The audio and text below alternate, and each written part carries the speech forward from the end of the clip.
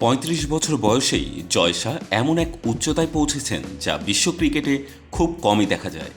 বিনা প্রতিদ্বন্দ্বিতায় নির্বাচিত হয়ে তিনি হয়ে যাচ্ছেন আইসিসির সর্বকনিষ্ঠ চেয়ারম্যান। বর্তমানে বিসিসিআইয়ের সেক্রেটারি হিসেবে দায়িত্ব পালন করছেন জয়। আগামী ১ ডিসেম্বর থেকে আইসিসির চেয়ারম্যানের দায়িত্ব পালন শুরু করবেন তিনি। ২০২০ সাল থেকে আইসিসির চেয়ারম্যানের দায়িত্ব পালন করছেন গ্রেগ বার্কলে। তবে সম্প্রতি বার্কলে জানান তৃতীয় মেয়াদে দায়িত্ব পালনে ইচ্ছুক নন তিনি। গতকাল আইসিসির চেয়ারম্যান পদে মনোনয়ন জমা দেওয়ার সময় ছিল, তবে জয় শাহ ছাড়া কেউ সেটি দেননি।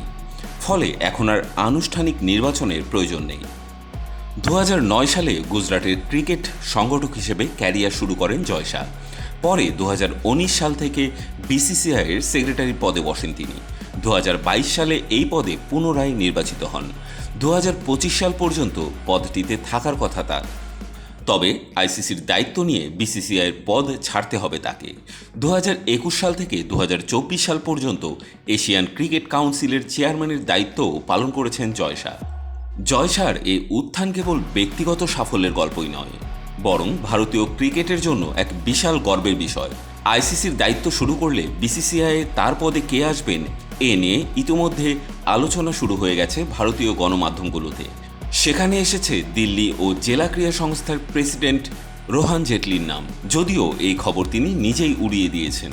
এখন বিসিসিআইয়ের শূন্য পদে কে আসবেন সেটাই দেখার অপেক্ষা।